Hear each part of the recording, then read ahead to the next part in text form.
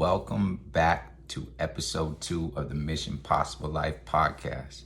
I know I said I was going to have a guest on, but thinking things over, I really thought it was important to add a level of healing tips, healing experiences that have helped me grow, that have helped me change, and have helped me become the individual I am today, as well as these tips have also helped people that I've worked with as a drug and alcohol coach, now as a life coach, develop a plan and an idea of who they can be, starting from where they are. On today's episode, it's really about identifying that intrinsic value, which is truly you. We all have a why. And when we understand that why, the who, what, when, where, and how, is a lot easier to obtain. This episode is becoming the author of your own story and giving us the ability to define our own legacy. See, there's two forces. I personally believe there's two forces that are working with us or working with us while we are developing ourselves in a process of healing. The first force pushes us, which it can be difficult at times because a force that's pushing you might not be ready to be pushed in that direction. See, change is really not difficult. It's only difficult when we don't accept the change, or when we're told that we have to change who we are and we're not ready to do so. Once you are ready, the difficult parts are, especially in a healing journey, it can feel as if you're climbing an icy sloped mountain with ice skates on. And once you get to the top, you realize the journey's not over because you got to go back down. But the beautiful thing about reaching any top or any peak is you actually get to see a view of what your life can be. And that's the beginning of all change processes. On today's episode, like I said, we're really going to talk about developing your own personal mission statement. And I thought there'd be no other place better than to start with mine. With integrity, love, and compassion, I will remain an instrument of change in my life and the life of those struggling. I'll continue to be someone the world needs by being the best version of myself daily to help others be the best versions of themselves. And I really want to make something clear. When I say be the best version of myself, I'm not talking about being the best. I'm talking about being the best for myself. See, being my best is completely different than being the best. We live in an individualistic society where we center ourselves in I and forget the collective and the people around us. And when you operate from that I can tell you you're operating mainly from the ego. When I don't leave space for other people's experiences, it can be very difficult to find happiness, joy, because happiness is something that is personal, but joy is something that we get to spread around. I was talking about those forces that push and pull when we're starting our healing journey. And I'll give you a little insight on what was the force that pushed me into my direction of change. See, while I was serving a prison sentence, my father, he got ill. My family didn't tell me at the time. And then when I got the news, I had this moment of insight. And one of the hardest realizations that I've ever went through was the realization that I was one of 7 children that my father had. And at that time, I was the only one that was in and out of the criminal justice system. I was the only one suffering from severe drug addiction. And I was the only one that couldn't figure out how to honestly stop perpetuating his suffering through his choices. The force that pushed me into a change process was my father and my last name, and what it meant to hold on to my last name. Because for the first 28 years of my life, I was disrespecting my last name. Not the complete 28 years, but I struggled for about, since 11 years old, my addiction ramped up one way or another. It didn't become hard drugs until I was in my 20s, but I was definitely on some mind-altering substance during my adolescent and pubescent teenage years. The force that eventually pulled me was finding a sense of belonging in a community that I never thought that I was going to be part of. I got orphaned into this beautiful community in Los Angeles called Beit Teshuvah. It's a Jewish rehabilitation center. And the one thing that I felt connected by was a sense of love and allowing me the space to find the forgiveness I needed to start to take the necessary steps and actions to lead into a life of change, a life of meaning, and a life of purpose. So I had a great team when I was there. They helped me really work on avenues of forgiveness, and they helped mentor and guide me into a direction that I never thought was something that I would appreciate or find meaning in. See, around that time that I was supposed to start working, I thought that I was gonna go cut hair. This was something I used to do in the pen. It was something that felt safe. It was something that felt connected to my old lifestyle, cash on hand. And I never thought that I would end up becoming a drug and alcohol counselor, let alone working at the bottom and then working my way up. And when you work in the bottom of treatment, it's kind of like you're a cop. And that was something that I was really against. I'll give you one experience before I share what the pulling force is. See, I was really close to someone in that treatment center. And on one of my first nights alone, when I didn't have the staff working through the day, I was on the second shift. One of the first experiences I had was someone that I was really close with. I knew they were getting loaded. I walked up in the room and I found them high. And the individual that I was talking about, he was a younger kid in his early 20s, and I struggled with it. I didn't know what to do. I come from a lifestyle where you mind your own business. This individual was dealing with the criminal justice system, so I didn't want to be responsible for anything that would happen to him afterwards. But I had to make a choice at that time in my life. Again, I struggled. I got on the phone with my boy and I was like, look, man, I don't know how to do this. I don't want to do this job. You guys could take this internship, because it was an internship program. So they build you up and give you an experience of what life can be. And I was like, I'm good. You could take this job. I don't want no part of it. I talked to the kid and I was like, look, man, I don't know how to do this, but like, just give me everything. I'll get rid of it and just stay up here and be good. Me knowing drug addicts, right? I went to go check back on him, and this kid was back up there getting loaded. And he wasn't just, smoking weed. Like he was using drugs intravenously. And I had a harsh realization, had a moment where I had to pick which path that I was gonna go on. And the path I eventually chose was trying to do it my way. And the way that I told him was like, look, man, I ain't gonna go telling yourself, but you're up here shooting dope. And I can't have that on my conscience, so I'm gonna give you the respect. Since you brought me into this situation, I'm gonna give you the respect to go get me out of it and go turn yourself in. The community I came from, I knew their policy, if you have a level of honesty and integrity, even when you're struggling, they always gave you a chance. He couldn't do it. He could not do it. So what ended up happening is I had a really hard moment and I had to go do what was right for myself. And that was the moment that I realized, like, whatever lifestyle or environment I choose to operate in, those are the rules I gotta follow. So if I want that street life, that no snitching, that I'll die with you type of loyalty, that's a different game board than I was trying to play. The game board that I was trying to play was a level of integrity that I never had developed in my life, man. Level of integrity that soon became aligned with my eventual purpose.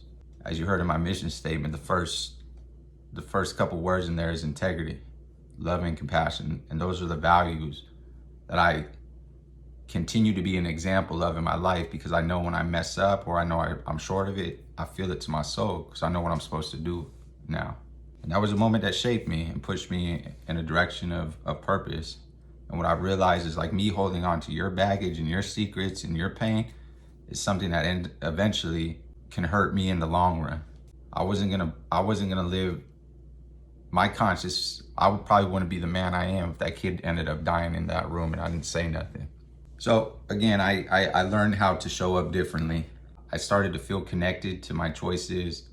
I was pointed in a path, and I was given a journey again that I never thought I'd take that path. That was just illuminated for me. So a couple years into my recovery process, something that I really learned about myself was, like, I'm doing this. I was doing it for my family. That was the pushing force. But eventually I needed to figure out who I was and what it meant for me. And all the help that I got along the road, they helped me realize, like, I can do things different. Than I don't have to continue to be this person that you need me to be. I operate from the perspective today, it's me versus me, and that's the only competition. There's no other person that I compare myself to outside of the man that I was last night when I went to sleep. And that's an easy comparison because I know my reality. I know my experiences. I know the way I feel my experiences. I know what it does to me as an individual, my heart, my soul. And it's easy to show up differently. And I can tell you for the last 5 years, I've been able to go to sleep at night knowing that I've done my best. I don't have worry. I don't have doubt.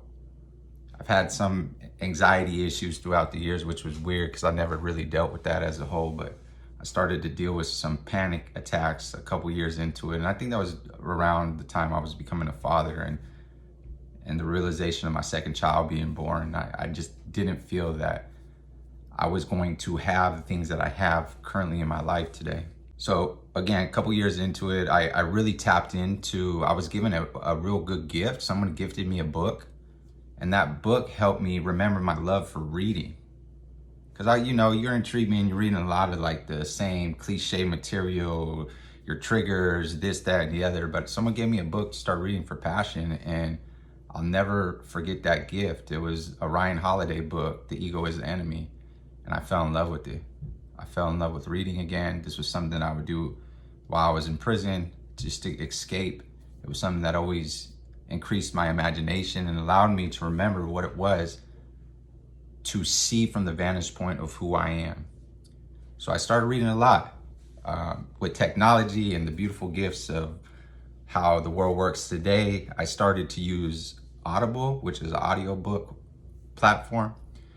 And within that platform, I was reading a lot of self-help and self-development books. And one of the first audiobooks that I read was 7 Habits of Highly Effective People by Stephen Covey. And in that book, there's a lot of great material. One of my favorite ones was keep the end in mind and then backtrack and work back. What are the possible obstacles? What are the things that could get in your way? What is the starting point? What do I need to do today to get to this end? And for me, the end was never really a goal because I'm somebody that stays away from goals. I believe learning how to build habits eventually gets us to these things that we're hoping to acquire. But if you don't build a skill set, what I do know is it's very difficult to obtain anything. They say it's 10,000 hours to master any skill. And if you put that in perspective, a normal work year at 40 hours a week is about 2,080 hours. So it's just under 5 years of showing up as a work week. And I know like outside of work, I wasn't doing anything the same that I was putting into work. So it really started to help me formulate the habits necessary to build the skill sets for these ideas I've had in my life. Another chapter in that book was the personal mission statement. And I'm somebody that has experienced tragedy of loss, losing someone too early, to addiction, to violence, to tragedy, to accidents. And I'm also somebody now in my life that has got to experience a celebration of life, someone living 80, 90 years and living a quality life, right? And what I can say in my honest experience is there's 2 very different stories that are told from somebody that loses their life in tragedy and somebody that loses their life, or somebody that they come to the end in life.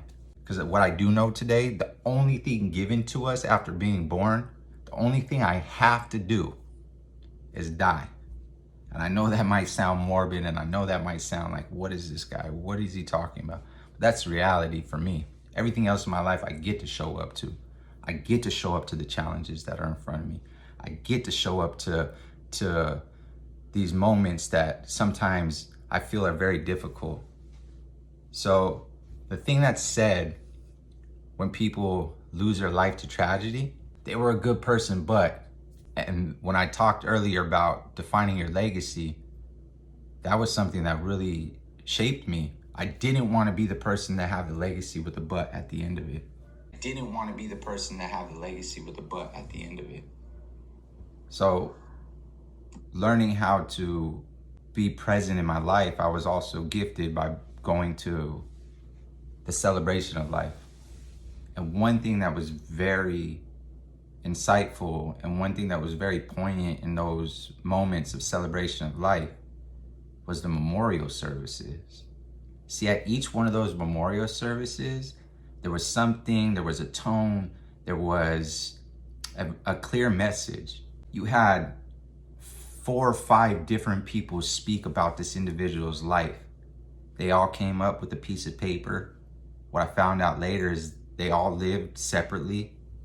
But the one thing I noticed in those moments of the celebration of life, it's as if they sat down and wrote all those messages together, because there was a clear tone of the values in which the way those people lived when we were at those celebrations of life or those memorial services. They weren't talking about the money they acquired. They weren't talking about the houses they left, the cars that they drove. They were talking about the values. So in this book of seven Habits of Highly Effective People, they talk about writing this personal mission statement. And he gives you a visualization exercise, and I really ask you guys to go check it out. It's online. And you walk into a memorial service, and it's a beautiful place. And you get 4 people to talk about you because you realize it's your memorial service. You get a friend, you get a family member, you get a coworker, and a place you are of a service to, such as a church or a volunteer organization or a nonprofit that might be near and dear to your heart. And then it goes through this process of developing our personal mission statement. And this is where we're at in today's episode. I really want you guys to pay attention. The first question that I would ask you, if money wasn't an issue, if you got paid, if all of us got paid the exact same amount and there was no hierarchy or socioeconomic class that made someone rich or made one of us poor, if we all got the same and all you were told to do is go do the thing that you're extremely connected to, would you be doing the level of work that you're currently doing in your life? The next question that I ask you, what is important to you? And what and whom do you value? How is your life connected to the things that you value? What you can start doing is narrowing a list of your core values. You could write a list of about 5 to 10 of these core values and then narrow it down to about 3 or even 5. Because 5 values, as I put in the beginning of my mission statement, can be something that really defines who you are. And actually, this is just an example. I ask you guys to do whatever feels aligned to you and your soul and you as an individual. How do you want to contribute in life? What do you want to be remembered for? How do you want to make a difference in your life as well as the life of others? And the last thing is really, how do you want to be remembered? If we remember we are the sum of all our choices and decisions, so in reality, all of our bad decisions can be corrected if you put enough time, if you put enough actions. This is how you create your legacy. Because the one thing I will tell you, in life, we all know somebody that talks a big game. We all know that individual that sells you the dream of this, that, and the other, and then you can actually see through them. And a lot of the selling is this ego coming through and trying to convince you that there's something that they're not. But our actions are the truth of our experience. Our actions are our legacy. I can tell you, by developing this became my pulling force. And the one thing I can tell you today in my life is my mission statement became a time machine. The amends work, learning how to show up to the people that I've hurt, the willing to sit down with them to listen to how they experienced me. Because with a clear mind and a clear conscience and doing the work to clean my side of the street, it became very clear that the people I hurt, I never wanted to recreate that for anyone else in my life. So defining our own legacy comes with our willingness to take actions towards developing this beautiful personal mission statement. Each and every one of us is the author of our own story. And like I said before, our legacy and our story is being written about us in the way that we live, not the way that we talk, not the way we try to convince others. It mainly is the way that we show up. So can you change your mind? Instead of saying that I have to, today, we get to. And that's the first episode of the healing tips and experiences that have really helped me, that I know have helped others. If any of this has been helpful to you in your own process, if you really like these ideas that I'm putting out here in this new podcast, if you want to just connect with me, write to me. You can connect with me on Instagram. You can go to my website, themissionpossiblelife.com. If this is your first episode, on my website, there's a link to the book. The book pretty much is in the first episode now, but feel free to connect with me. I would love to talk to you. What I'm trying to do is build a community of belonging. See, my catchphrases and my personal motto through this company is define your own legacy and becoming the author of our own stories. So we no longer have to continue to show up to lease our time to other people's dreams. And look, there's nothing wrong with building the skill set. Remember, 10,000 hours to get to a level of mastery. We don't do this alone. Anybody that you think is overnight success or self-made, one, they're selling you a lie, and two, you're discrediting each and every step that they took to get to where they're at today. Because there's a lot of hard work that we have to put in daily to get to any level of success. But I'll tell you, success comes with the habits that we're willing to put in. I'm not a man that got here alone. I have a lot of people that I'm grateful for in my life, a lot of people that paid attention to me, a lot of people that reminded me of my story, a lot of people that reminded me that I'm also more than my story, the stories that I tell myself. The values in which we live our life are way more important than the stories we tell ourselves. So again, feel free to connect. I would love to connect with each and every one of you. I would love to help you and support you in your own healing journey. TheMissionPossibleLife.com is the place to go. If you want to connect with me, or I'm on all social media. I'm on all social media platforms. It's The Mission Possible Life, or just put in my name, Jeremy Poole. This has been a great episode. This is my first video content that I'm putting out there. I really appreciate each and every one of you giving me your time and spending a little bit of your time with me today. And if nobody told you this today, from the bottom of my heart, I sincerely love each and every one of you, wishing you nothing but love, overflow, and abundance in all you do in life. Because I know the power of love versus the force of hate, versus the force of doubt, versus the force of worry. When I learned to love my life, I realized anything was possible, because you cannot hate your way to a life you love. This is Jeremy Poole, signing off.